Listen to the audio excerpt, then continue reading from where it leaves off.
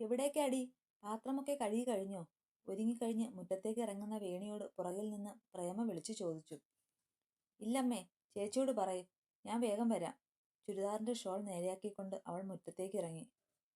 നീ അവിടെ നിന്നേ, പാത്രം കഴുകിയിട്ട് പോയാൽ മതി. എന്റെ കൊച്ചു രാവിലെ തൊട്ട് അലക്കാൻ തുടങ്ങിയതാ. പാവം ക്ഷീണിച്ചെന്ന് തോന്നുന്നു. ഞാനിപ്പോൾ ഇറങ്ങും. അതിനെക്കൊണ്ട് ഇനിയൊന്നും ചെയ്യിക്കാൻ നിൽക്കേണ്ട. പുറത്തേക്കിറങ്ങി വേണിയുടെ അടുത്തേക്ക് വന്ന് പരാതിപ്പെട്ട് തുറക്കുകയാണ് പ്രേമ. രേണുകയെ കൊണ്ട് പണിയെടുപ്പിക്കുന്നത് പ്രേമയ്ക്ക് തീരെ ഇഷ്ടമല്ല. പക്ഷേ എല്ലാവരും കൂടിയാലേ കാര്യങ്ങൾ നടക്കുമെന്ന് പ്രേമയ്ക്ക് അറിയാം. ഇല്ലെങ്കിൽ എല്ലാം എന്റെ തലയിൽ തന്നെയാകും. ഭർത്താവിന്റെ കാര്യം നോക്കാൻ തന്നെ പ്രേമയ്ക്ക് കഴിയുന്നില്ല.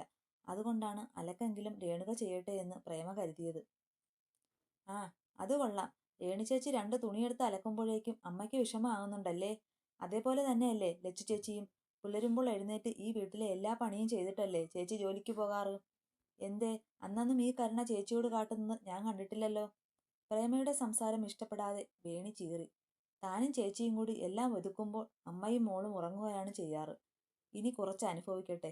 പ്രേമയോടുള്ള ദേഷ്യം മുഖത്ത് കാട്ടി വേണി അവിടെ നിന്നും ഇറങ്ങിപ്പോയി. കൂടുതലായി പ്രേമയോട് സംസാരിക്കാതിരിക്കുന്നത് നല്ലത് എന്ന് അവൾക്ക് തോന്നി. ഓരോന്ന് പറഞ്ഞ് അമ്മ ബഹളം വയ്ക്കും. നാട്ടുകാർക്ക് പറഞ്ഞു ചിരിക്കാൻ ഒരു കഥയാകും അത്രമാത്രം. അല്ലാതെ എന്തു പറഞ്ഞിട്ടും അമ്മയും മോളും നന്നാകില്ലെന്ന് വേണിക്ക് ഉറപ്പുണ്ട്. ദേഷ്യത്തോടെ നടന്നു പോകുന്നവളെ പിറകിൽ നിന്ന് വഴക്കു പറയാൻ പ്രേമ മറന്നില്ല. അഹങ്കാരി, നീ ഇവിടേക്ക് തന്നെയല്ലേ വരിക? പാടി, വന്നിട്ട് നിനക്ക് ഞാൻ വെച്ചിട്ടുണ്ട്. ഓരോന്ന് പിറുപിറുത്തുകൊണ്ട് അകത്തേക്ക് വരുന്ന പ്രേമയെ വേദനയോടെ നോക്കി കിടക്കുകയാണ് കുമാരൻ. ലച്ചു പോയപ്പോൾ നീ വേണിയോട് തുടങ്ങിയോ? പുറത്തെ ബഹളമൊക്കെ അകത്തുനിന്ന് കുമാരൻ കേൾക്കുന്നുണ്ട്. പ്രേമ അകത്തേക്ക് വന്നതും അയാൾ നിർവികാരതയോടെ ചോദിക്കുകയാണ്. ദേ മനുഷ്യ, അടങ്ങിക്കിടന്നോണം. മനുഷ്യന് പണിയെടുത്ത് നടുവൊടിഞ്ഞു. അതിനിടയിലാണ് അച്ഛൻ്റെയും മോളുടെയും. കുമാരനെ തറപ്പിച്ച് നോക്കിക്കൊണ്ട് ഓരോന്ന് പെറുപിറുത്ത് പ്രേമ അടുക്കളയിലേക്ക് പോയി. നിറഞ്ഞ വേദനയോടെ ഒരടി അനങ്ങാൻ കഴിയാതെ കുമാരൻ മനസ്സിന്റെ വേദന കടിച്ചമർത്തി. ഒരു 2ാം വിവാഹത്തെക്കുറിച്ച് ചിന്തിച്ചതാണ് തനിക്ക് പറ്റിയ തെറ്റെന്ന് അദ്ദേഹം ഓർത്തു. ലച്ചുവിന്റെ അമ്മയോട് തോന്നിയ ദേഷ്യം, അതാണ് പ്രേമയെ തന്റെ വീട്ടിലേക്ക് ക്ഷണിക്കാൻ കാരണമായത്. ഓരോന്നോർക്കുമ്പോൾ അദ്ദേഹത്തിന്റെ മനസ്സ് പിടയുകയാണ്. രാവിലെ അമ്മയോട് വഴക്കിട്ട് വേണി തിടുക്കത്തിൽ ഇറങ്ങിയത് തന്നെ നന്ദനെ കാണാനാണ്. ഇപ്പോഴും ആ അനിയത്തി വിശ്വസിക്കുന്നത് തന്റെ ചേച്ചിക്ക് ചേരുന്നവൻ നന്ദൻ എന്നാണ്. ഇപ്പോഴും വേണിക്ക് തന്റെ ചേച്ചിയുടെ ഭർത്താവായി മഹിയെ ഉൾക്കൊള്ളാൻ കഴിഞ്ഞിട്ടില്ല. അതുമാത്രമല്ല, ചേച്ചി മറ്റാർക്കൊക്കെയോ വേണ്ടിയാണ് മഹിയുടെ കൂടെ പോയതെന്നും അവൾ കരുതുന്നു. ചേച്ചി എങ്ങനെയെങ്കിലും മഹിയുടെ കൈപ്പിടിയിൽ നിന്ന് രക്ഷിക്കണം, അതുമാത്രമാണ് വേണിയുടെ മനസ്സിൽ. പക്ഷേ ആ അനിയത്തി അറിയുന്നില്ലല്ലോ ചേച്ചി ഏറ്റവും സുരക്ഷിതമായ കൈകളിലാണ് ഉള്ളതെന്നും. ലൈബ്രറിയിലേക്ക് എത്തിയപ്പോൾ തന്നെ വേണി കണ്ടു തന്നെ കാത്തുന്ന പോലെ ഇരിക്കുന്ന നന്ദനെ. നന്ദേട്ടാ, മുഖം താഴ്ത്തി മേശയുടെ മുകളിലേക്ക് തലചായ്ച്ചു കിടക്കുന്നവനെ വേണി പതിയെ വിളിച്ചു. ആ, ശബ്ദം കേട്ടതും നന്ദൻ തലയുയർത്തി നോക്കി. തൻ മുന്നിൽ നിൽക്കുന്ന വേണിയെ കണ്ടതും അവൻ നിവർന്നിരുന്നു. ഇതേ സമയം വേണി നന്ദനെ നോക്കിക്കാണുകയാണ്. ഇന്നലെ വരെ പ്രസന്നതയോടെ ഉണ്ടായിരുന്ന മുഖം ഇന്ന് വേദന ആഴ്ത്തുന്നതാണ് എന്ന് കണ്ടാൽ മനസ്സിലാകും. അവൾക്കെന്തോ നന്ദന്റെ ഈ ഭാവം കണ്ടപ്പോൾ നന്നേ വേദനിച്ചു. ഒരിക്കൽ കൂടി അവൾ ഊട്ടി ഉറപ്പിക്കുകയായിരുന്നു തന്റെ ചേച്ചിക്ക് എന്തുകൊണ്ടും ചേരുന്നത് നന്ദേട്ടൻ എന്ന്. നന്ദേട്ടന്റെ കണ്ണുകളിൽ സ്നേഹം മാത്രമാണെന്ന് ആ പൊട്ടിപ്പെണ്ണ് വിശ്വസിച്ചു. മോള് നേരത്തെ എത്തിയോ? നിറഞ്ഞ സ്നേഹത്തോടെയുള്ള നന്ദന്റെ വാക്കുകൾ. ഇല്ല നന്ദേട്ടാ, ഇപ്പോൾ എത്തിയതേയുള്ളൂ. അവന്റെ സ്നേഹം കണ്ടപ്പോൾ അവൾക്ക് സങ്കടം തോന്നി. ഇന്ന് തനിക്ക് സ്വന്തമായി ഒരേട്ടനെ കിട്ടുമായിരുന്നില്ലേ? ഈ സ്നേഹവും കരുതലും അനുഭവിക്കാമായിരുന്നില്ലേ? അവൾക്ക് എന്തിനൊക്കെയോ വേദന തോന്നി. മോൾ എന്തേ കാണണമെന്ന് പറഞ്ഞത്? രാത്രി ഉറക്കത്തിനിടയിലാണ് വേണിയുടെ കോൾ നന്ദനെ തേടി വന്നത്. നാളെ രാവിലെ ലൈബ്രറിയിൽ വെച്ച് കാണണം എന്നായിരുന്നു വേണിയുടെ ആവശ്യം. അത് പിന്നെ നന്ദേട്ടാ, അവൾക്ക് പറയാൻ വല്ലാത്ത ബുദ്ധിമുട്ട് തോന്നി. ഞാനിപ്പോൾ ഒരു കാര്യം പറഞ്ഞാൽ നന്ദേട്ടൻ എങ്ങനെ എടുക്കും എന്ന് പോലും അവൾക്ക് അറിയുന്നില്ല. പക്ഷേ ഒരു ശ്രമം. അഥവാ നന്ദേട്ടന്റെ മനസ്സിലും ഇപ്പോഴും ചേച്ചി ഉണ്ടെങ്കിലോ? തന്റെ ചേച്ചിക്ക് നല്ലൊരു ജീവിതം കിട്ടിയാലോ? എന്താ മോളെ, എന്താണെങ്കിലും പറയൂ. വേണിയുടെ മനസ്സിൽ എന്തൊക്കെയോ ഉണ്ടെന്ന് നന്ദൻ ഉറപ്പാണ്. അതുകൊണ്ട് തന്നെയാണ് വിളിച്ചപ്പോൾ രാവിലെ എഴുന്നേറ്റ് വന്നത്. കല്യാണം മുടങ്ങിയവൻ 1-2 ദിവസത്തേക്ക് പുറത്തിറങ്ങാതിരിക്കുന്നതാണല്ലോ പതിവ്. നാട്ടുകാരുടെ പരിഹസിച്ചുള്ള ചോദ്യം ചെയ്യൽ കേൾക്കാൻ വയ്യ. അത് തന്നെയാണ് കാരണം. ആ പതിവങ്ങ് തെറ്റിച്ച് നന്ദൻ വന്നതും തനിക്കൊരു ആയുധമാണ് വേണി എന്ന് മനസ്സിലാക്കി തന്നെയാണ്. അത് അവന്റെ നോട്ടത്തിലും കാണാനുണ്ട്. അവൾ കാണാതെ അവളെ മൊത്തം വീക്ഷിക്കുകയാണ് അവൻ. നന്ദേട്ടാ, ചേച്ചിക്ക് അയാളെ ഇഷ്ടമല്ല. അച്ഛനെ ഓർത്തു മാത്രമാണ് ചേച്ചി അയാളുടെ കൂടെ പോയത്. വേണി കാര്യങ്ങളിലേക്ക് കടന്നു. അതെനിക്കറിയാം മോളെ. അല്ലെങ്കിലും അവനെപ്പോലൊരു തെമ്മാടിയെ ആർക്കാണ് ഉൾക്കൊള്ളാൻ കഴിയുക? എന്നും അടിയും കുടിയും ബഹളവും. നിന്റെ ചേച്ചി എങ്ങനെയാ അവന്റെ കൂടെ ഒത്തുപോവുക? വേണിയുടെ മനസ്സിളക്കാൻ വേണ്ടി നന്ദൻ മനഃപൂർവ്വം പറയുകയാണ്. കൂർമ്മ ബുദ്ധിക്കാരനാണ് നന്ദൻ. വസുമതിയുടെ എല്ലാ തനിഗുണവും നന്ദന് കിട്ടിയിട്ടുണ്ട്. ലക്ഷ്യം നേടാൻ വേണ്ടി എന്തു ചെയ്യാനും മടിയില്ലാത്തവൻ. വേണിയുടെ വാക്കുകളിൽ നിന്ന് വേണി തനിക്ക് നല്ലൊരു ആയുധമാണ് എന്ന് അവൻ ഉറപ്പിച്ചു.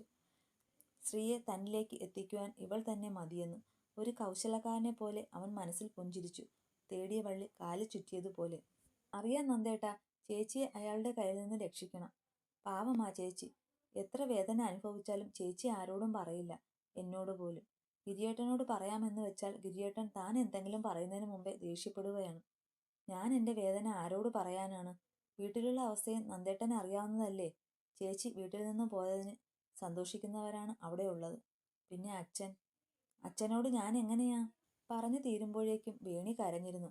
തൻ്റെ ദയനീയാവസ്ഥ ആരോട് പറയാൻ കഴിയാത്തതിലുള്ള വിഷമമാണ് പെണ്ണിന്. ഒന്ന് തുറന്ന് സംസാരിക്കാൻ പോലും കഴിയുന്നില്ല. ആരും തന്നെ എന്തേ മനസ്സിലാക്കാത്തത്? തൻ്റെ ചേച്ചി മാത്രമാണ് തൻ്റെ ലോകമെന്ന് ആർക്കും അറിയില്ലല്ലോ. ആ അനിയത്തി വിതുമ്പിപ്പൊട്ടി. ചേച്ചിയെ രക്ഷിക്കണം എന്ന് മാത്രമാണ് ആ പാവത്തിന്. പക്ഷേ വേണി അറിയുന്നില്ലല്ലോ താൻ ചെന്നുപെട്ടത് ചെന്നായയുടെ കയ്യിലാണെന്ന്. ഒരവസരം കാത്തു കിട്ടാൻ നിൽക്കുന്ന ചെന്നായയുടെ അടുത്ത്. ചുമലിൽ ഒരു സ്പർശനം അറിഞ്ഞപ്പോഴാണ് വിതുമ്പി പൊട്ടിക്കരയുന്നവൾ തലയുയർത്തി നോക്കിയത്. നന്ദേട്ടാ. നിറഞ്ഞ കണ്ണുകളോടെ അവൾ അവനെ നോക്കി. മോളെ എൻ്റെ കൂടെ നിൽക്കുകയാണെങ്കിൽ മോളുടെ ചേച്ചിയെ അവൻ്റെ കയ്യിൽ നിന്ന് ഞാൻ രക്ഷിക്കാം. നന്ദൻ്റെ കൂർമ്മതയേറിയ വാക്കുകൾ. ഞാനുണ്ടെന്ന വാഗ്ദാനം. ചേച്ചിയെ അത്രയും സ്നേഹിക്കുന്ന അനിയത്തിയെ തൻ്റെ വരുതിയിലാക്കാനുള്ള നീക്കം.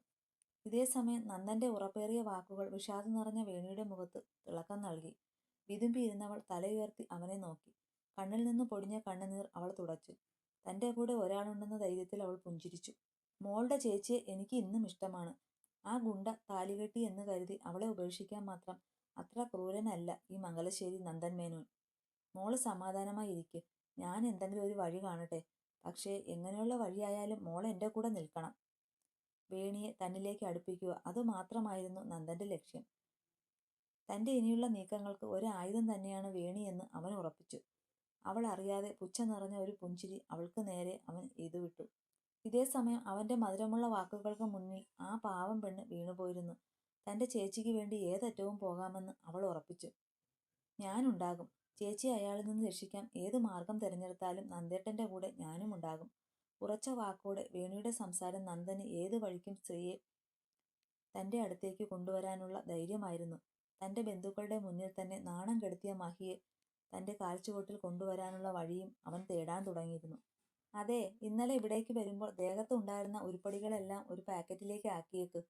പോകുന്ന വഴി അത് അവനെ ഏൽപ്പിക്കണം. രാവിലെ ഭക്ഷണം കഴിക്കുന്നതിനിടയിൽ വാതിലിനോട് ചേർന്ന് നിൽക്കുന്നവൾ കേൾക്കാൻ എന്നോണം മഹി ഉറക്കെ പറഞ്ഞു. അവനറിയാം ഇന്നലെ കാതിലും കഴുത്തിലും ഉണ്ടായിരുന്നതെല്ലാം മംഗലശ്ശേരി നന്ദൻ്റെ ഔദാര്യമാണെന്ന്. എത്ര തന്നെ കൂട്ടാൻ നോക്കിയാലും ഇന്നലെ അണിഞ്ഞിരുന്നതിൽ ഒരു ചെറിയ പങ്ക് പോലും ലച്ചുവിനോ ലച്ചുവിൻ്റെ വീട്ടുകാർക്കോ ഉണ്ടാക്കാൻ കഴിയില്ലെന്ന് മഹിക്കറിയാം. അതുകൊണ്ട് തന്നെ ഇന്നലെ മഹി ഉറപ്പിച്ചതാണ് എല്ലാം നന്ദനെ തിരികെ ഏൽപ്പിക്കണമെന്ന്. അവൻ്റേതായ ഒന്നും ലച്ചുവിന് വേണ്ടെന്നും. ഞാനെല്ലാം എടുത്തു വച്ചിട്ടുണ്ട്, പതിഞ്ഞ ശബ്ദത്തിൽ അവൾ മറുപടി നൽകി. അല്ലെങ്കിലും താൻ അത് ഇവിടെ നിന്ന് ഒഴിവാക്കണമെന്ന് ആഗ്രഹിച്ചതാണെന്നും അവൾ ഓർത്തു. മഹിയൊന്ന് മൂളി ഭക്ഷണം കഴിച്ചു തീർത്തു. 10 മണിയാകുമ്പോഴേക്കും റെഡിയാകാൻ നോക്കണം. ഞാനൊന്ന് പുറത്തുപോയി വരാം. ഭക്ഷണം കഴിച്ച് എഴുന്നേൽക്കുന്നതിനിടെ മഹി ലച്ചുവിനോട് എന്നോണം പറഞ്ഞ് അവിടെ നിന്നും ഇറങ്ങി. മഹിയുടെ പുറകെ വേലുവും കഴിച്ചെഴുന്നേറ്റു. മോള് വാ, നമുക്ക് കഴിക്കാം. മഹിയും വേലുവും എഴുന്നേറ്റ പാടെ മാധവിയമ്മ അവർ കഴിച്ച് പ്ലേറ്റ് എടുത്ത് ഒരു വശത്തേക്ക് നീക്കിവെച്ച് ലച്ചുവിനും മാധവിയമ്മയ്ക്കും പ്ലേറ്റ് എടുത്ത് വെച്ചു. ലച്ചുവിനെ കഴിക്കാൻ വിളിച്ചു. ലച്ചു വാതിൽപ്പടിയുടെ അടുത്ത് നിന്നും മാധവിയമ്മയുടെ അടുത്തേക്ക് വന്നിരുന്നു. പ്ലേറ്റിലേക്ക് ഹോട്ട് ബോക്സിൽ നിന്നും അപ്പം എടുത്ത് വെച്ച് കഴിക്കാൻ തുടങ്ങി. കഴിച്ചെഴുന്നേറ്റാൽ വേഗം പോയി ഒരുങ്ങിക്കോളൂ. അമ്മയുടെ റൂമിൽ ഒരു സാരി എടുത്ത് വെച്ചിട്ടുണ്ട്. തൽക്കാലം മോൾ അത് ഉടുത്തോ. നല്ലത് നോക്കി വരുമ്പോൾ വാങ്ങിയാൽ മതി. കഴിക്കുന്നതിനിടയിൽ മാധവിയമ്മ പറഞ്ഞു. അവൾ തലയാട്ടിക്കൊണ്ട് ഭക്ഷണം കഴിക്കാൻ തുടങ്ങി. ഇന്നലെ ഉണ്ടായിരുന്ന മൂകത ഒന്നും തനിക്കില്ലെന്ന് അവൾ ഓർത്തു. തന്നോട് നേരിട്ട് സംസാരിക്കുന്നില്ലെങ്കിലും താൻ കേൾക്കാൻ പാകത്തിൽ അദ്ദേഹം ഓരോന്ന് പറയുന്നതൊക്കെ അവൾക്ക് കൗതുകമായിരുന്നു. വഴിതടഞ്ഞും പ്രതീക്ഷിക്കാതെ മുന്നിൽ വന്ന് ഞെട്ടിച്ച് സംസാരിക്കുന്നയാൾ പെട്ടെന്ന് മാറിയതുപോലെയും അവൾക്ക് തോന്നി. മഹി എന്ന വ്യക്തിയെ മനസ്സിലാക്കാൻ പോലും പെണ്ണിന് കഴിയുന്നില്ല. കഴിഞ്ഞ ദിവസം വരെ കണ്ട മഹിയല്ല ഇന്നലെയും ഇന്നുമായി താൻ കണ്ടത് എന്ന് അവൾ മനസ്സിലാക്കി. അവനോടുള്ള ഭയം തന്നിൽ നിന്ന് വിട്ടുമാറുന്നതും അവൾ അറിയുന്നുണ്ട്. എടാ, മെല്ലെ പോയാൽ മതി. മോളെ സൂക്ഷിച്ചിരിക്കണേ. മഹിയുടെ ബൈക്കിൻ്റെ പിറകിൽ ഇരിക്കാൻ നോക്കുന്ന ലച്ചുവിൻ്റെ അടുത്തേക്ക് മാധവിയമ്മ വന്ന് പറയുകയാണ്. ആദ്യമായി ബൈക്കിൽ കയറുന്ന പകപ്പ് ലച്ചുവിൻ്റെ മുഖത്തുണ്ട്. അതിലുപരി മഹിയുടെ സാന്നിധ്യം അവളെ വല്ലാതെ ആക്കുന്നുമുണ്ട്. അമ്മ പറഞ്ഞതുകൊണ്ട് മാത്രമാണ് ഇപ്പോൾ കൂടെ ചെല്ലുന്നത്. അമ്മയെ മുഷിപ്പിക്കേണ്ടല്ലോ. അതുമല്ല, തനിക്ക് വേണ്ട അത്യാവശ്യ സാധനങ്ങൾ പോലും ഇവിടെ ഇല്ലാത്തത് കൊണ്ട് തന്നെയാണ് അവൾ ഇറങ്ങി പുറപ്പെട്ടത്. ലച്ചു ബൈക്കിന്റെ പുറകെ ഇരുന്നതും ഇരുമ്പലോടുകൂടി ബൈക്ക് വീടിന്റെ മുന്നിൽ നിന്നും റോഡിലേക്ക് ഇറങ്ങി. നിറഞ്ഞ സന്തോഷത്തോടെ മാധവിയമ്മയും വേലുവും അത് നോക്കിക്കാണുകയും ചെയ്തു. അല്പദൂരം പിന്നിട്ടതും പെണ്ണിന് ഭയമേറി. പതുക്കെ പോകുമോ? എന്താ? പുറകിലിരിക്കുന്നവൾ പറഞ്ഞത് മഹിക്ക് വ്യക്തമായില്ല. ചോദിക്കുന്നതിനോടൊപ്പം അവൻ വണ്ടിയുടെ സ്പീഡും കുറച്ചു. എനിക്ക് പേടിയാകുന്നു, പതുക്കെ പോകുമോ? അവളുടെ നേർത്ത സ്വരം മഹിയുടെ ചുണ്ടിൽ പുഞ്ചിരി വിരിയിച്ചു. അവൻ മിററിലൂടെ അവളെ പാളി നോക്കി. തൻ്റെ ദേഹത്തേക്ക് സ്പർശിക്കാതിരിക്കാൻ അവൾ നോക്കുന്നുണ്ട്. ബൈക്കിന്റെ പിറകിൽ മുറുകെ പിടിച്ചിരിപ്പുണ്ട്. ബൈക്കിലെ യാത്ര ആദ്യമായാണ് എന്ന് അവന് മനസ്സിലായി. തനിക്ക് പേടിയാകുന്നുണ്ടെങ്കിൽ എന്നെ മുറുകെ പിടിച്ചോ. പതുക്കെയാണ് ബൈക്ക് പോകുന്നുണ്ടെങ്കിലും അവളുടെ ഓരോ നീക്കങ്ങളും അവൻ ശ്രദ്ധിക്കാൻ തുടങ്ങി. ഒപ്പം തൻ്റെ മനസ്സിലുള്ളത് പറയുകയും ചെയ്തു. എന്നാൽ അവൻ പറഞ്ഞതിന് അവൾ ഒരു മറുപടിയും നൽകിയില്ല. അവൾ നോട്ടം പിന്നിലേക്കാക്കി. മിററിലൂടെ അത് കണ്ടതും മഹി ചെറുപുഞ്ചിരിയോടെ മുന്നോട്ടു പോയി. സമയമെടുക്കും, ശരിയാകും. പിടിച്ചു വാങ്ങാനുള്ളതല്ലല്ലോ സ്നേഹം. ഒരുപാട് വേദനിപ്പിച്ചിട്ടുണ്ട്, പേടിപ്പിച്ചിട്ടുണ്ട്, കള്ളിൻ്റെ പുറത്ത് പലതും പറഞ്ഞിട്ടുമുണ്ട്. പക്ഷേ എല്ലാം സ്നേഹം കൊണ്ടാണ്. പക്ഷേ ആ സ്നേഹത്തിന് ഭയം മാത്രമായിരുന്നു പേര്. ഓരോന്നോർക്കുമ്പോൾ മഹിയുടെ മനസ്സ് വേദനിക്കുന്നു. മഹി നേരെ പോയത് ടൗണിലുള്ള മംഗലശ്ശേരി ഫിനാൻസിലേക്കാണ്. ഈ സമയം വസുമതിയോ നന്ദനോ ഫിനാൻസിൽ ഉണ്ടാകുമെന്ന് മഹിക്കറിയാം. മംഗലശ്ശേരി ഫിനാൻസിന്റെ മുന്നിൽ ബൈക്ക് നിർത്തിയപ്പോൾ ലച്ചു ബിൽഡിംഗ് മൊത്തത്തിലൊന്ന് നോക്കി. ഇറങ്ങുന്നില്ലേ? ബൈക്കിലിരുന്ന് ബിൽഡിങ്ങിലേക്ക് നോക്കുന്നവളോട് മഹി ചോദിച്ചു. അവൾ മൂളിക്കൊണ്ട് ബൈക്കിൽ നിന്ന് പതുക്കെ ഇറങ്ങി. ഒപ്പം ഇവിടെ എന്തിനാ വന്നത് എന്ന ചിന്തയും അവളുടെ മനസ്സിലേക്ക് വന്നു. മംഗലശ്ശേരി ഫിനാൻസ് ആണ് എന്ന് അവൾക്ക് അറിയുന്നുണ്ടായിരുന്നില്ല. ഇവിടെ? ബൈക്ക് ഒരു വശത്ത് പാർക്ക് ചെയ്തു വന്നവനോട് ലച്ചു പതിയെ ചോദിച്ചു. മംഗലശ്ശേരി ഫിനാൻസ്. ഇതിവിടെ ഏൽപ്പിക്കാൻ വന്നതാ. വീട്ടിൽ വെച്ച് ലച്ചു കൊടുത്ത പൊതി അവൻ ഉയർത്തിക്കാട്ടി. കൊടുത്തിട്ട് വന്നോളൂ, ഞാനിവിടെ നിൽക്കാം. മംഗലശ്ശേരി ഫിനാൻസ് എന്ന് പറഞ്ഞപ്പോൾ തന്നെ അവൾക്ക് വല്ലാതെ തോന്നി. നന്ദൻ ഉണ്ടെങ്കിലോ എന്നത് തന്നെയാണ് അവളുടെ വല്ലായ്മയ്ക്ക് കാരണം. അത് കുറ്റബോധം കൊണ്ടല്ല, അയാളെ ഇനിയും കാണാൻ അവൾ ആഗ്രഹിക്കുന്നില്ല. ഒരു തരത്തിൽ പറഞ്ഞാൽ ഈ കഴുത്തിലുള്ള താലി ഒരു രക്ഷപ്പെടൽ തന്നെയാണ്. ഒന്നുമില്ലെങ്കിലും നന്ദനെപ്പോലെ ചതിയനല്ല മഹി എന്ന് ഈ 2 ദിവസം കൊണ്ട് ലച്ചു മനസ്സിലാക്കിയിരുന്നു. താനും വാ. വേണ്ട, ഞാനിവിടെ നിന്നോളാം. നിങ്ങൾ കൊടുത്തിട്ട് വന്നാൽ മതി. മഹി പിന്നെ ഒന്നും നിർബന്ധിക്കാൻ നിന്നില്ല. അവളുടെ മാനസികാവസ്ഥയും അവൻ മനസ്സിലാക്കുന്നു. എന്നാലും അവളെ ഇതിന്റെ മുന്നിൽ തനിച്ചു നിർത്തുന്നത് ശരിയല്ലെന്ന് കണ്ടവൻ അവളെ ഫിനാൻസിന്റെ മുന്നിലുള്ള ഒരു ടീ ഷോപ്പിലേക്ക് കൊണ്ടുപോയി. ഒരു ടീയും 1-2 പലഹാരങ്ങളും വാങ്ങിക്കൊടുത്തു. താൻ ഇവിടെ ഇരുന്ന് കഴിച്ചോളൂ, അപ്പോഴേക്ക് ഞാൻ ഇത് കൊടുത്തിട്ട് വരാം. അവളെ ഒരു ടേബിളിന്റെ മുന്നിലായി ഇരുത്തിക്കൊണ്ട് പറഞ്ഞ് പൊതിയും മുറുകെ പിടിച്ച് അവൻ അവിടെ നിന്നും ഇറങ്ങി. ചില്ല് ഗ്ലാസ്സിലൂടെ മഹി ഫിനാൻസിലേക്ക് നടന്നു പോകുന്നത് അവൾ കണ്ടു. അവനെ അല്പനേരം നോക്കി നിന്ന് അവളുടെ ചുണ്ടിൽ ചിരിയും വന്നു മറിഞ്ഞുപോയി. അവൾ അറിയാതെ അവളുടെ മനസ്സ് കൊതിക്കുന്നത് പോലെ. നോക്ക് ചെയ്ത് ഓഫീസ് റൂമിലേക്ക് കടക്കുമ്പോൾ മഹി കണ്ടു തലയെടുപ്പോടെ ക്യാബിനിലിരിക്കുന്ന വസുമതിയെ. വന്നയാളെ തലയുയർത്തി നോക്കിയ വസുമതിയുടെ കണ്ണുകൾ ചുവന്നു വന്നു. ഇരിക്കുന്നിടത്ത് നിന്നും ആ സ്ത്രീ എഴുന്നേറ്റു. എന്തിനാടാ ഇവിടേക്ക് വന്നത്? എന്ത് ധൈര്യമുണ്ടായിട്ടാ മംഗലശ്ശേരി മണ്ണിൽ കാലുകുത്താൻ നിനക്ക് തോന്നിയത്? ക്യാബിന്റെ അടുത്ത് നിന്ന് മുന്നോട്ടേക്ക് വന്ന് വസുമതി മഹിക്ക് നേരെ ചീറി. ആ സ്ത്രീയുടെ അഹങ്കാരവും ദേഷ്യവും എല്ലാം ആ സ്ത്രീയിൽ പ്രകടമാകുന്നുണ്ട്. ഞാൻ നിങ്ങളോട് വഴക്കിടാനൊന്നും വന്നതല്ല. ദാ ഇതിവിടെ ഏൽപ്പിക്കാനാണ് വന്നത്. കയ്യിലുള്ള പൊതി അവർക്ക് നേരെ നീട്ടിക്കൊണ്ട് മഹി പുച്ഛത്തോടെ പറഞ്ഞു. ഹോ, അവൾക്ക് ദാനമായി നൽകിയത് തിരിച്ചു തരാൻ വന്നതാണല്ലേ? മംഗലശ്ശേരിയിലെ പണിക്ക് നിൽക്കുന്ന പെണ്ണുങ്ങൾക്ക് പോലും ദാനമായി നൽകുന്നതാണ് ഇത്. തിരിച്ചു കൊണ്ടുപോയിക്കോ. അവൾക്ക് ഞാൻ നൽകിയ ദാനമാണെന്ന് പറഞ്ഞാൽ മതി. പുച്ഛത്തോടെയും പരിഹാസത്തോടെയും വസുമതി മഹിയെ നോക്കി പറഞ്ഞു. അങ്ങനെ ദാനം കിട്ടിയ ഉരുപ്പടിയൊന്നും ഇടേണ്ട ഗതികേട് എൻ്റെ ഭാര്യയ്ക്ക് വന്നിട്ടില്ല. അവളിപ്പോൾ ശ്രീലക്ഷ്മി കുമാരനല്ല, ശ്രീലക്ഷ്മി മഹേന്ദ്രനാണ്. കയ്യിലുള്ള പൊതി അവൻ മേശയുടെ മുകളിലേക്ക് വലിച്ചെറിഞ്ഞു. എടാ നിന്നെ ഞാൻ! വസുമതി മഹിക്ക് നേരെ കൈയുയർത്തി. ദേ തള്ളെ, മര്യാദക്കെങ്കിൽ ഈ മഹി മര്യാദയ്ക്ക്, അല്ലെങ്കിൽ മഹിയുടെ മറ്റൊരു മുഖം നിങ്ങൾ കാണും. ഞാൻ പറഞ്ഞു നിങ്ങളോട് വഴക്കിടാൻ വന്നതല്ലെന്ന്. ഈ സാധനം നിങ്ങൾ അവൾക്ക് നൽകിയതാണ്. അത് നിങ്ങൾക്ക് തിരിച്ചു തരുന്നു, അത്രമാത്രം. അതിനിത്ര ശോഭിക്കേണ്ട ആവശ്യമൊന്നുമില്ല. പക്ഷേ പിന്നെ ഈ കയ്യോങ്ങിയത്, അത് മംഗലശ്ശേരിയിലുള്ള ആണും പെണ്ണും കെട്ടവന്മാർക്ക് നേരെ പ്രയോഗിച്ചാൽ മതി. ഈ മഹിയുടെ നേരെ വേണ്ട. തടഞ്ഞു വെച്ച കൈ അവൻ ഊക്കോടെ വലിച്ചെറിഞ്ഞു. ദേഷ്യത്തോടെ ബസുമതി എന്തോ പറയാൻ വന്നതും ഓഫീസ് ഡോർ തുറന്ന് സെക്യൂരിറ്റി അകത്തേക്ക് വന്നതും ഒരുമിച്ചായിരുന്നു.